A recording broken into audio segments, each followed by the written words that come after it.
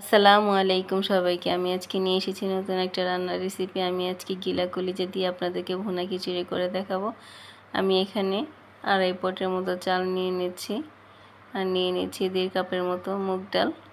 মুগ ডালটাকে একটু ভালো করে ভেজে নেব হালকা আঁচে। আমি দিয়ে দিচ্ছি গিলা কলিজায় একটু লেবু আর লবণ দিয়ে মেখে রেখে দিব 10 মিনিটের মতো। একটা কড়াইতে তেল বসিয়ে দিচ্ছি, দিয়ে দিচ্ছি তেজপাতা, লং, দারচিনি, দিয়ে দিচ্ছি পেঁয়াজ, দিয়ে দিচ্ছি স্বাদ মতো লবণ আর দিয়ে দিচ্ছি এলাচি গুঁড়া। আমি এখানে এলাচের গুঁড়াটাই ব্যবহার করেছি, আপনারা চাইলে আস্তটাও ব্যবহার করতে পারেন। আমি এখানে 1 টেবিল চামচের মতো জিরা, 1 টেবিল চামচ আদা, রসুন দিচ্ছি 1 টেবিল চামচ, দিচ্ছি 2 টেবিল চামচ শুকনো মরিচের গুঁড়া আর দিয়ে দিচ্ছি হলুদের গুঁড়া 1 টেবিল চামচ। আমি এখানে অনেকগুলো স্পেশাল মশলা ইউজ করছি 2 চামচ। আমি এখানে কাঁচামরিচ ইউজ করেছি অনেকগুলো, তাই শুকনো মরিচের ঝালটা কম দিয়েছি। এখন সবগুলো মশলা কষা হয়ে গিয়েছে, এই পর্যায়ে অ্যাড করে দিলাম গিলা কলিজাগুলো, ভালো করে কষিয়ে নেব। প্রায় কষা হয়ে আসছে, দেখেন কি সুন্দর ভুনা হয়ে গিয়েছে। এটা ইচ্ছা করলে এভাবেই খাওয়া যাবে, অনেক মজা। আমি এখানে কয়েকটা পেঁয়াজের বেরেস্তা করে নিচ্ছি, দিচ্ছি একটু লবণ, বেরেস্তাগুলো উঠিয়ে নিব,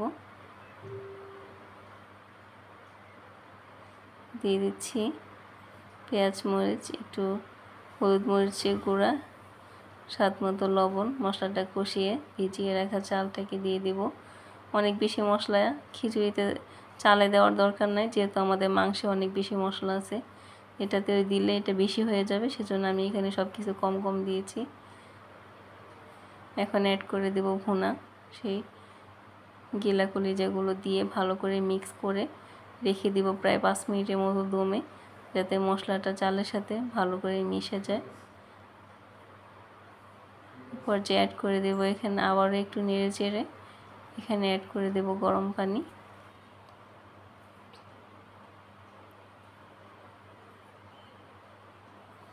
দিয়ে দিয়েছি কাঁচামরিচ, দিয়ে দিচ্ছি মটরশুঁটি, আগে সিদ্ধ করে রাখা মটরশুঁটি। এখন ঢেকে দেব। দেখেন আমি মাঝখানে আবার আপনাদের একবার নেড়ে চেড়ে দেখিয়ে দিচ্ছি। আপনারা যদি ননস্টিক প্যানে রান্না করেন তাহলে পানির পরিমাণ কম দিবেন, আর যদি এমনি কড়াইতে রান্না করেন তাহলে আমার থেকে আর একটু পানি বেশি দিবেন।